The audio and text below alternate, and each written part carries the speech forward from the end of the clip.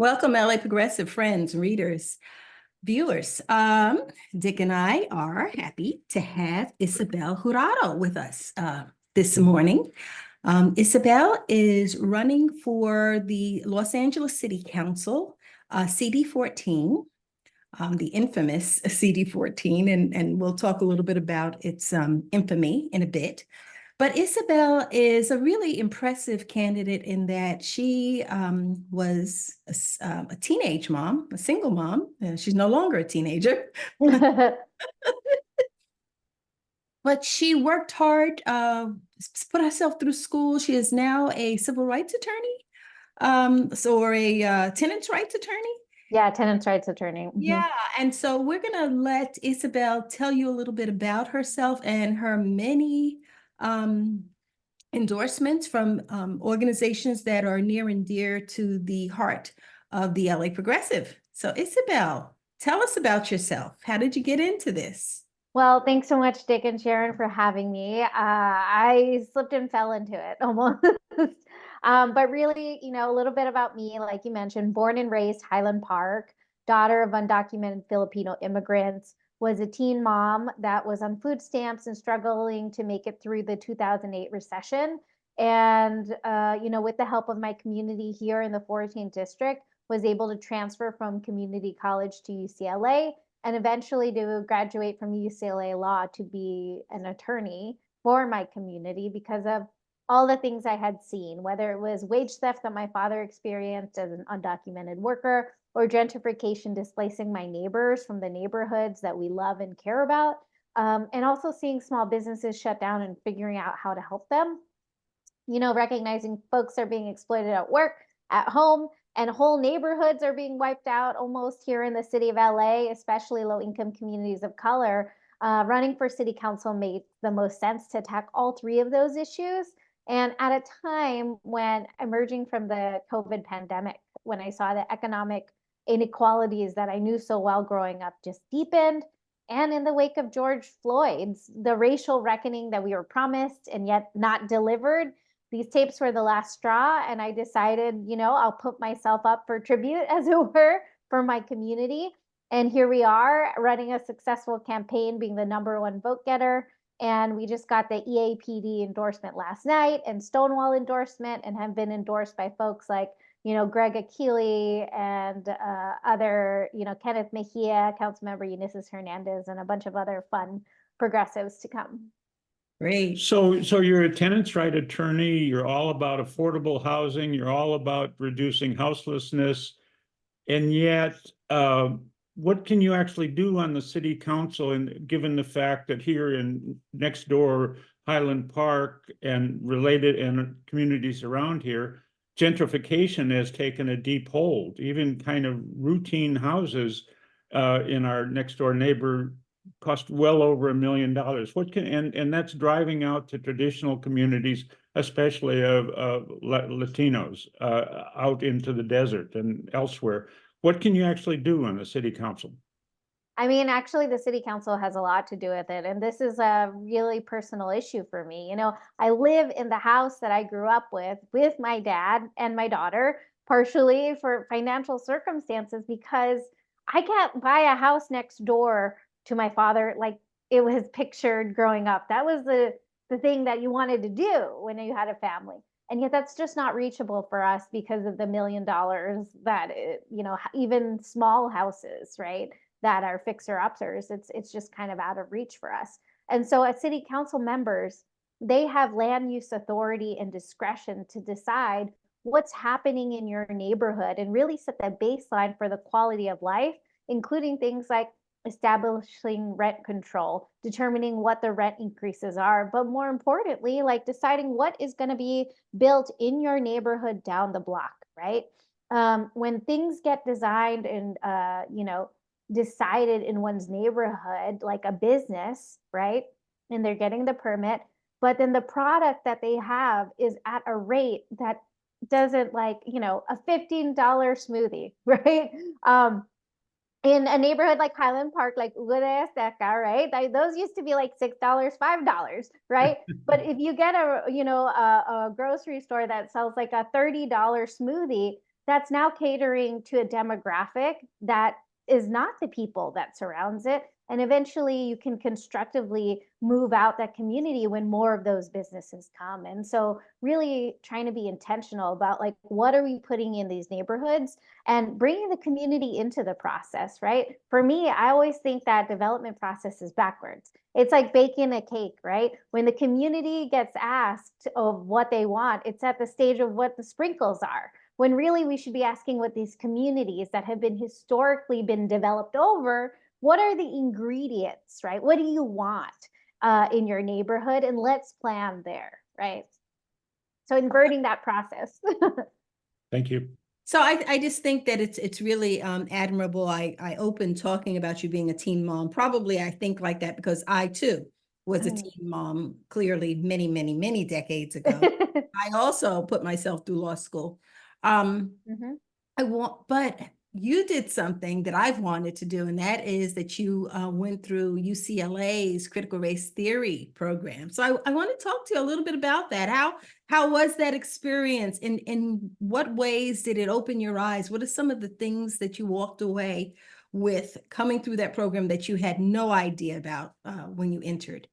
Yeah, the critical race studies program was an eye-opening program for me and such a marked different from my undergrad experience at UCLA. When I was at UCLA as an undergrad, I was commuting from Highland Park. I was living hand to mouth. I was working, going to school, trying to have a life, and just in survival mode. When I got to UCLA, I got to move over there, stay close to school, and really enjoy learning, right? And so being in the setting with critical race studies, I found out all the theories that undergird my lived experiences, right? Of having a more critical eye at the law, the laws that, surround us, and that at inception, they were designed to, keep people of color out.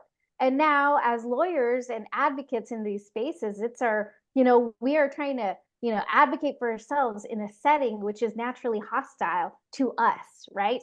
And all the things that we are the things that are, external and, criminalized or not benefiting from these legal systems. And so for me as an attorney, as a public elected official, my whole thing is like the law and state actors are how, resources are pooled. And I want to make, I have a better way. The law and economy, the people live one way. The law and economy is designed another way, right? And it's designed opposite to how people live. And my job as a state actor is to make sure it's easier for people to live instead of this like mismatch, right? And so kind of like unleashing the funds, making it accessible by simplifying it and coming to the people that are most vulnerable, whether that means like going to Zoom and being at night. And so it really shapes my whole worldview. And I got to study under the likes of Kimberly Crenshaw, talking about intersectionality. One of my favorite professors was Professor Cheryl Harris, who talked about whiteness as property and thinking about how dignity and property rights. I mean, that's really what set me off into doing kind of like this community real estate and eviction defense, is thinking about like most of the law has to do with property rights. And that's how people get their self-determination and security. And how can we intervene in this process so that we can all enjoy those property rights? Because right now, the way it's designed, groups of people that can own large amounts of properties have to be corporations. And apparently the corporations have used civil rights doctrine more times successfully than, human beings and the intention of those clause itself. So, yeah. Yeah. So sorry, Dick, I just want to say thank you for mentioning Cheryl Harris. Cheryl Harris, if you're listening, I'd love you. Go ahead, Dick. Yeah, so coming out of the primary, you defeated several veteran office holders to some people's surprise, at least at the beginning. And now the word on the street is you have an excellent chance to be a first-time elected official, joining the growing progressive caucus on the city council. Do you have some kind of relationship with Hugo, Eonices, and Nithya? Have you talked to them about how you might join them on some more progressive change? I mean, honestly, we are building off of the success of these progressive electeds. You know, some of the people that used to work for them now work with me on the campaign side. And, you know, Councilmember Eunices Hernandez has endorsed us, and we have more exciting endorsements to come, but really building that progressive bloc on council so that we can stop, stop making these tiny concessions and really push for bigger things that get us closer to the radical transformation that Angelinos crave. So been talking to them. We'll see. We'll have some good news later. So talk a little bit more about your platform and what is it that you're envisioning for the future of Los Angeles?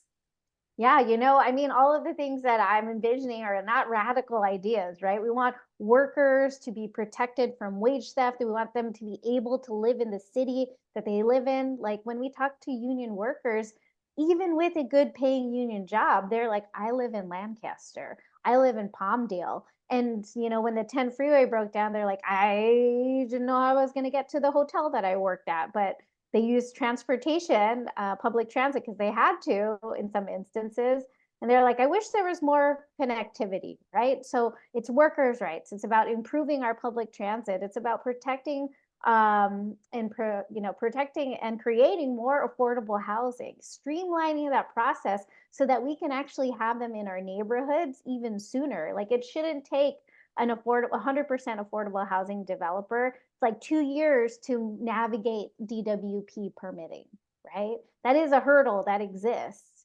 And then also improving our renter protections. We have a great baseline right now, but we could improve it because that's the best way to stop homelessness is before it starts. And using my background as an eviction defense attorney and working with community groups to buy back their real estate to really move these issues. And honestly, think about creative solutions through the ULA funds that we've allocated to create more social housing and housing cooperatives so that folks like tenants can have an opportunity at ownership and stay in the neighborhoods that they care about. So maybe you've already touched on this, but houselessness currently is our moral and political shame. And around the country, I mean, various kind of right-wing politicians are talking about scraping people up and putting them behind bars. Mayor Karen Bass is attempting to do lots of things around this issue. So is Holly Mitchell, I would say. But what would you do different than what's already being attempted? I mean, look, the tried and tested solution to resolving homelessness is increasing interim housing sites and creating permanent affordable housing options for them to transition to, right? I think Inside Safe is a beginning. It's not the end. In our council district, we only have 3, I think, interim housing sites, which are those tiny homes, right? And in Councilmember Soto Martinez, in half the time period of his councilship, he's put up 7, right?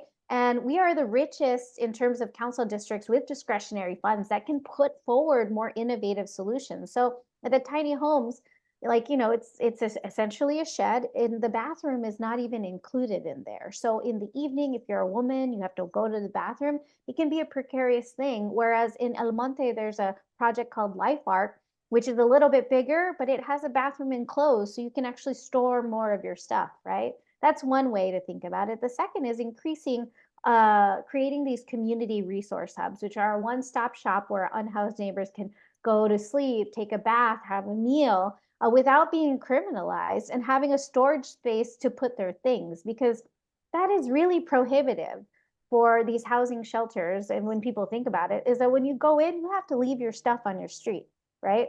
Which is the threat of being stolen. If it's raining and you want to go inside, but all the worldly possessions you have to be on the street and you can't bring it in there, then that's really prohibiting you from even entering, right? At these hubs, we want to have doctors and we want to have housing navigators, these wraparound services, because folks struggle with mental health issues, right? They need to have these resources available when they are ready and can avail of those things when their needs are met, and then we can get them housing ready. And so in terms of placement, the last part I love because I've talked to Skid Row advocates And it's just like when you literally go to Skid Row, each block has a community of its own, right? And you see a housing project that's going up down the street, which is floor by floor.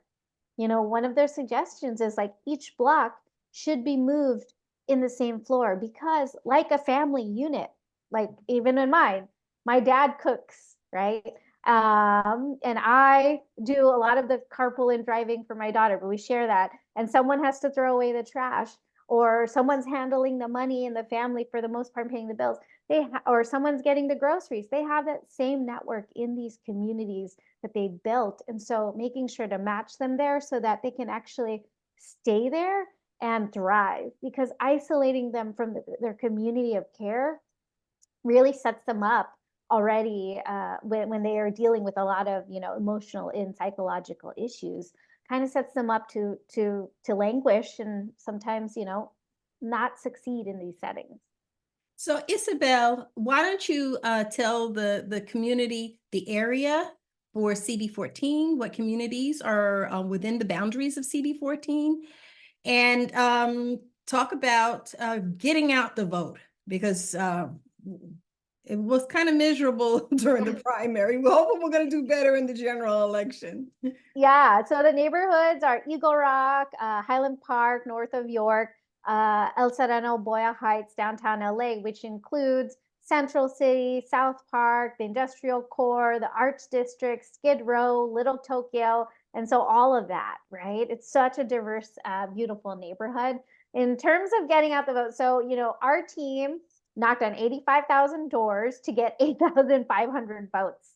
That's a lot of doors and votes. When you think about the number, it's like 1%. It's not a lot.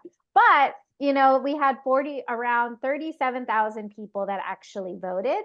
But now we're heading into a presidential election, which is not always exciting because it's a matchup we've seen before. It's like a rerun that we want to change the channel, but we can't. But we're expecting 80,000 people to be voting in this cycle, right? Because it's an important presidential election regardless. So, you know, we're going to knock on more doors. We need volunteers. We need folks to get the word out about me, because we need to go from 8,500 to like tens of thousands of people need to know who I am to really vote. But it's a long time till November, you know?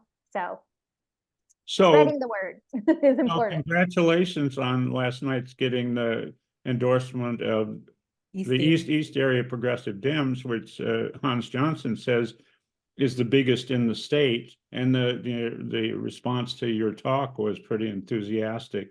Do you have any other big endorsing groups, or do you have any other big ones that you're especially proud of? Yeah, most recently we got the Stonewall Democrats endorsement. You know, as a queer Filipina, this is a huge moment for us. I would be the only openly queer council member if elected. I'm also endorsed by LPAC, you know, California Women's List, the Filipino Americans of Los Angeles Democrats, LA Forward, Feel the Burn. I just got, I'm like trying to think, ACE, you know, and various unions have been supporting. But I want to say that the cavalry is coming. There will be more to come, and come May, we'll start announcing more endorsements. Yes. Well, Ysabel Jurado, we're very proud of what you've accomplished, and considering the hubbub from that came out of CD14 a couple of years ago, it's really exciting to have someone who was educated through UCLA's critical race studies. We really need that at the city council. Yeah. So I would say you at this point in time in this neighborhood, with all your housing and affordable housing and tenants' rights, you have just a wonderful background for what I think for this neck of the woods is the core issue. That's right. Yeah. Well, we wish you the best of luck, and we expect that we'll be talking to you again sometime in the near future. Thank you, Dick and Sharon. Let's break the curse. All right. So long.